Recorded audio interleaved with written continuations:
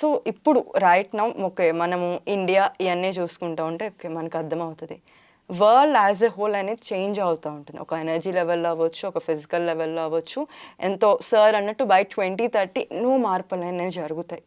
ఇన్ని మార్పుల్లో ఎప్పటి నుంచో శాకాహార జగత్ అనే విజన్ ఉంది, ధ్యాన జగత్ అనే విజన్ ఉంది. రైట్ నౌ ఇదెందుకు ద హాట్ పీరియడ్, ఈ మార్పులకి మన పిఎస్ఎస్ఎం మూమెంట్ కంప్లీట్గా ఎందుకు అలైన్ అయ్యి ఈ మూమెంట్లో ఈ టైంలో ఎందుకు ముందు అడిగేయాలి? మంచి క్వశ్చన్ లహరి.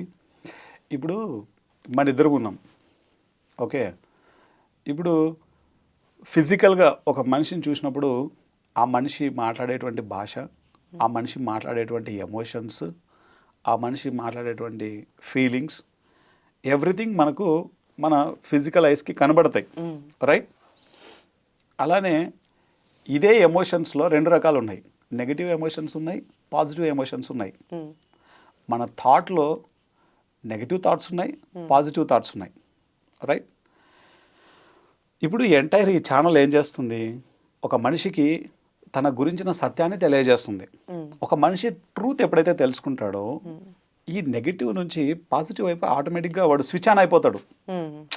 ఇప్పుడు నీ దగ్గర అవేర్నెస్ లేనప్పుడు నువ్వు ఎక్కడున్నావో నీకే తెలియదు. ఒకసారి అంటే అవేర్నెస్ వచ్చిన తర్వాత ఇమ్మీడియట్గా మనం స్విచ్ ఆన్ అయిపోతాం, అంతే కదా?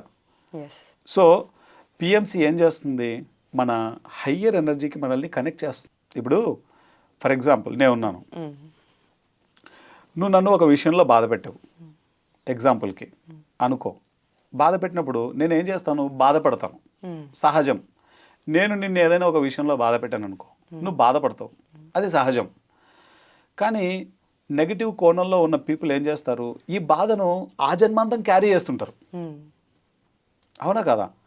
కానీ ఒక మెడిటేటర్ ఏం చేస్తాడు, కొన్ని క్షణాల్లో ఫర్గివ్ చేసేస్తాడు.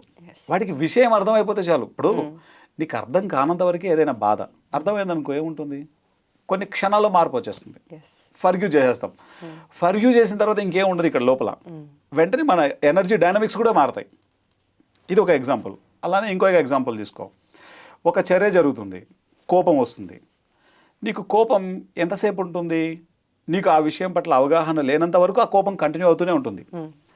ఇప్పుడు నాకు రాజు ఉన్నాడు, నేను రాజుని ఏదైనా ఒక వర్క్ చెప్పింటాను, లేదా రాజు నా విషయంలో ఏదైనా నాకు నొప్పి కలిగించే బిహేవియర్ చేసింటాడు, నాకు కోపం వస్తుంది. ఆ కోపం ఎప్పుడు పోతుంది, నాకు ఆ విషయం పట్ల అవగాహన కలిగే వరకు ఆ కోపం పోదు. రాజు లేనప్పుడు నాకు కోపం ఉండదు. రాజు పొరపాటున నా కళ్ళ ముందు కనిపించాడు అనుకో, వెంటనే మళ్ళీ నాకు కోపం వచ్చేస్తుంది. అంటే కోపం ఎక్కడికి పోలే, లోపలనే పెట్టుకున్నావు. ఈ కోపం వల్ల నీకేమవుతుంది, నీ థాట్ ప్యాటర్న్ నెగిటివ్గా మారుతుంది, నీ లోపల ఉన్న ఎమోషన్స్ నెగిటివ్గా మారుతాయి, నీ లోపల ఉన్న ఫీలింగ్స్ అన్నీ నెగిటివ్గా మారిపోతాయి, నీ లోపల జరిగే ప్రాసెస్ అంతా కూడా నెగిటివ్గానే ఉంటుంది, నీ వైబ్రేషన్ నెగిటివ్గా ఉంటుంది, నీ ఫ్రీక్వెన్సీ లోలో ఉంటుంది, నీ చైతన్య స్థాయి అంతా డిస్టర్బ్ అయిపోతుంది అక్కడ. అంటే ఒక చిన్న ఎమోషన్ మనిషి లోపల ఎంత క్రియేట్ చేస్తుందో చూడు.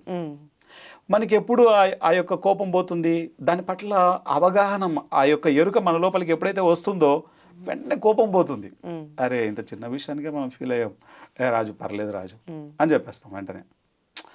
అంటే మనకి ఇదంతా దేని బేస్తో ఉంది, స్పిరిచువల్ విజ్డమ్ బేస్డ్ ఆన్. ఇదంతా కూడా మన యొక్క ఆధ్యాత్మికత శాస్త్రం మీద ఆధారపడి ఉంది. మనకు ఆ శాస్త్రం తెలియకపోతే కొన్ని జన్మలు పడతాయి దాంట్లోంచి బయటకు రావడానికి, సంవత్సరాలు కూడా కాదు. ఎంటైర్ మహాభారతం జరిగింది ఒకే ఒక చిన్న ఇష్యూ వల్ల జరిగింది. ఎంటైర్ రామాయణం జరిగింది ఒక చిన్న ఇష్యూ వల్ల జరిగింది. అంటే మన భూమి మీద చెప్పుకునేటువంటి పెద్ద పెద్ద హిస్టారికల్ థింగ్సే చిన్న చిన్న ఇష్యూ వల్ల జరిగినవి ఇవన్నీ. ఇదంతటిని మన లోపల అజ్ఞానాన్ని రూపుమాపేది పిఎంసి. దీని ద్వారా ఏమవుతుందంటే ప్రతి మనిషి లోపల ఉన్నటువంటి తన ఎనర్జీని హయ్యర్ డైమెన్షన్స్కి కనెక్ట్ చేస్తుంది. మనం ఉన్న ఈ 3వ తలంలోనే 5వ తలంలో జీవించే వ్యక్తులు కూడా ఉన్నారు. ఎంతోమంది పిరమిడ్ మాస్టర్స్, కొన్ని వేల మంది పిరమిడ్ మాస్టర్స్ ఉన్నారు. నీ దగ్గర ఫర్గివ్నెస్ ఉంది, నీ దగ్గర కంపాషన్ ఉంది, ఆటోమేటిక్గా నువ్వు 5th డైమెన్షన్లో ఉన్నట్లే. నువ్వు ఇది లేదు, బై డిఫాల్ట్ నువ్వు 3rd డైమెన్షన్లో ఉన్నట్లే. What is the meaning? ఎనర్జీలో చేంజింగే కదా. ఎలా ఎనర్జీ చేంజ్ అవుతుంది, నువ్వు ఏ ఎనర్జీని క్యారీ చేస్తున్నావు అన్న దాని మీద డిపెండ్ అయి ఉంటుంది. ఈ భూమండలం మీద ఉన్నటువంటి సామూహిక శక్తిని ఒక అద్భుతమైనటువంటి హయ్యెస్ట్ పాసిబిలిటీస్, హయ్యెస్ట్ ఫ్రీక్వెన్సీకి ట్యూన్ చేసేది PMC. Yes yes amazing amazing. యా ఒక మీరు ఇట్లా చూపిస్తుంటే నాకైతే ఒక ట్రీ కనెక్టింగ్ అస్ యూనివర్స్ నుంచి మనం ఎవ్రీథింగ్ ఒక బ్యూటిఫుల్ కనెక్టివిటీ అనేది ఐ కుడ్ విజువలైజ్.